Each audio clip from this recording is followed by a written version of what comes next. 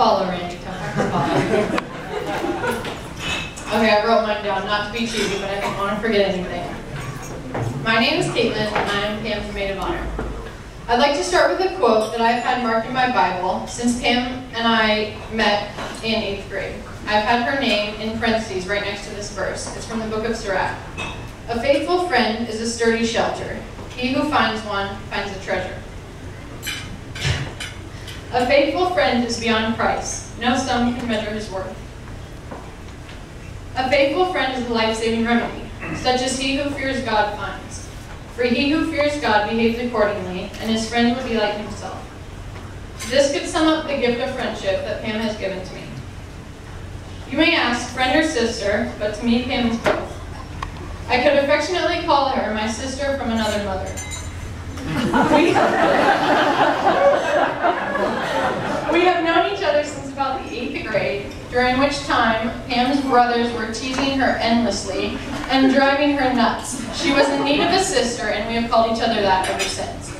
And just like sisters, we have shared many things over the years.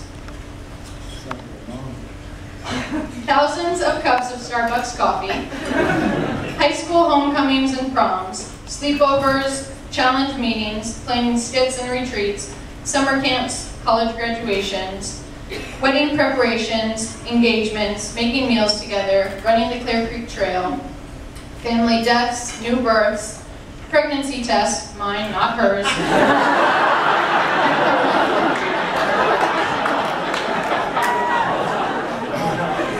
and so much more. But most importantly, we have shared our faith. Having a friend that I've been able to share my faith with during my high school and college years has been one of the greatest blessings of my life. During some of those hard years when you discover who you are and what you want to be, the people you surround yourself with are so important. Pam and I went through those years together and helped each other stay on track with our beliefs and our values. The funny thing is, however, Pam and I did not really get along at first. I wouldn't use the word hate, but strongly dislike would be pretty close. Pam thought I was bossy. I thought she was dramatic. And although both turned out to be somewhat true, we learned to love those qualities in each other, and I'm so thankful for the friendship that we began over 10 years ago. And by the way, you're lucky I still stayed friends with you after you left me every summer for Massachusetts. If I were to describe Pam in one word, besides authentic, loving, generous, and funny, it would be caring, or even more, empathetic. So I was never surprised when she told me in high school that she wanted to be a nurse, a vocation centered around giving care. Just to give you an idea, during my junior year of college, I had to undergo ankle reconstruction in order to keep playing college soccer. And I had the surgery during Christmas break. While Pam was home, she spent hours and hours visiting me at my parents' house. She brought me food, things to read, but most importantly, she brought a sense of peace in the midst of pain. I remember falling in and out of sleep after my surgery, all doped up on pain meds. And I would just see Pam sitting there in my mom's rocking chair, keeping me company.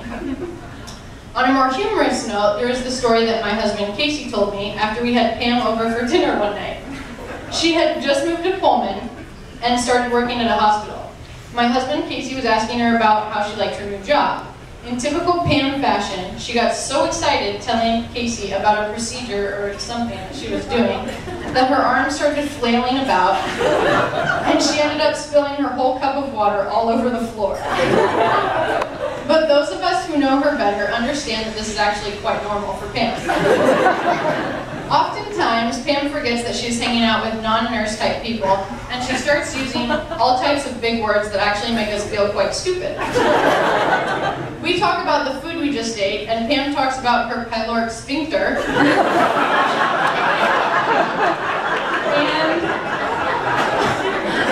and gastrointestinal juices.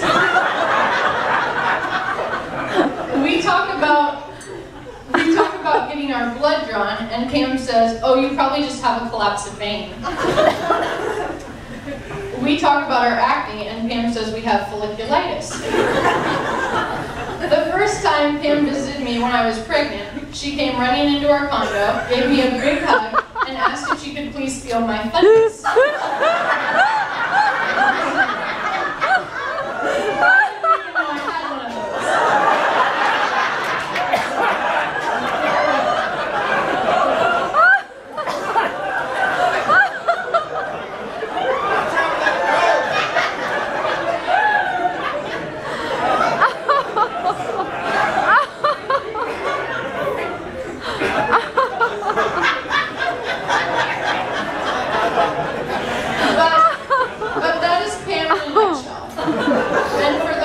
who know her well, we know that she lives her life with such a passionate care for people, her family, friends, and those patients that are placed in her path. And I know that this is exactly how you will live your new vocation as a wife. Aaron, you are a blessed man and will always be well taken care of. Speaking of Aaron, although I haven't known him since 8th grade, he's actually a pretty great guy. You see, you have to be a pretty great guy to get the official approval of Pam's friends. The test that all men must endure. I remember talking with Pam and Krystal one day before any of us were married, and we were wondering what would happen if one of our future spouses might not get along with someone else's future spouse. Yes, we actually think about these things. Well, after much thought and discussion, us three girls came to the conclusion that they would just be forced to get along with one another. Either that or they could stay home.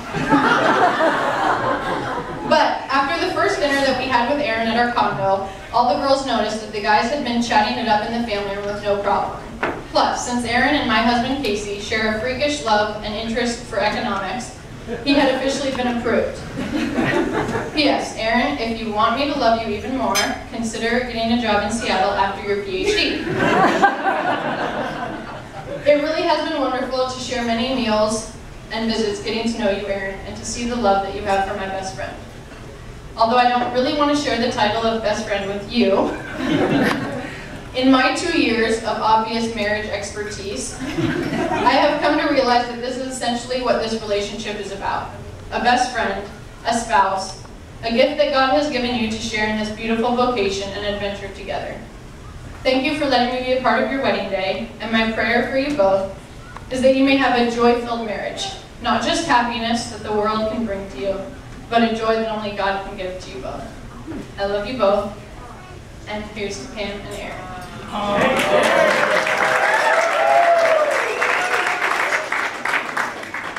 Hey, kiss her! Crying out loud, kiss her! Now,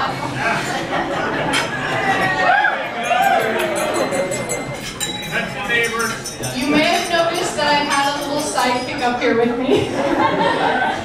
The pregnant bridesmaid, Krystal.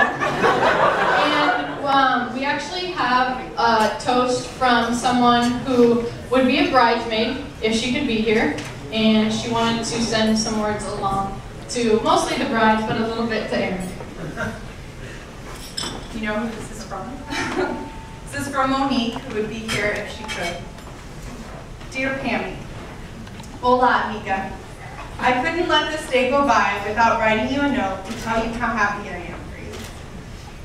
Even though I can't physically be with you at your wedding, I want you to know that all day long I will be thinking about all of our memories together. Here are a few of our favorites.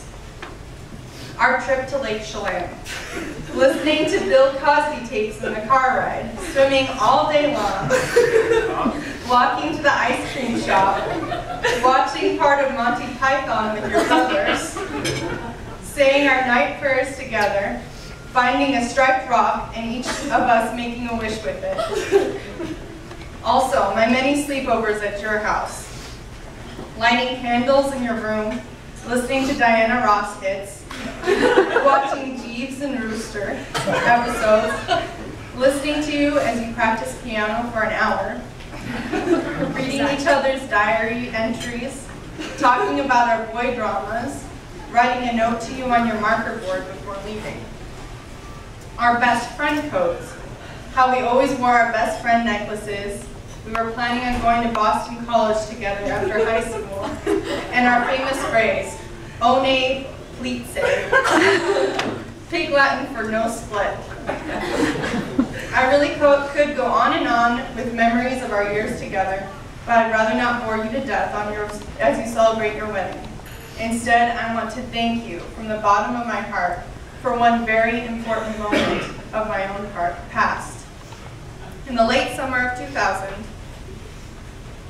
you and I went to Caitlin's house for the first time for a challenge sleepover, and my life began to change for the better. The ensuing years are all a blur because soon we were team leaders together, I left for the pre-candidacy, I was consecrated, and now find myself about to celebrate 6 years of consecrated life. But what I want you to remember is that I would never even have dreamt of going to that first sleepover at Caitlin's house if you had not agreed to go with me. You helped me make that first step that led me years later to dedicate my life to Christ, and I am eternally indebted to you. Thank you for always being there for me, Pammy, and I promise to be with you on your wedding day with heartfelt prayers and joy. God bless you and Aaron forever. I love you, your sister in Christ, Monique Karen.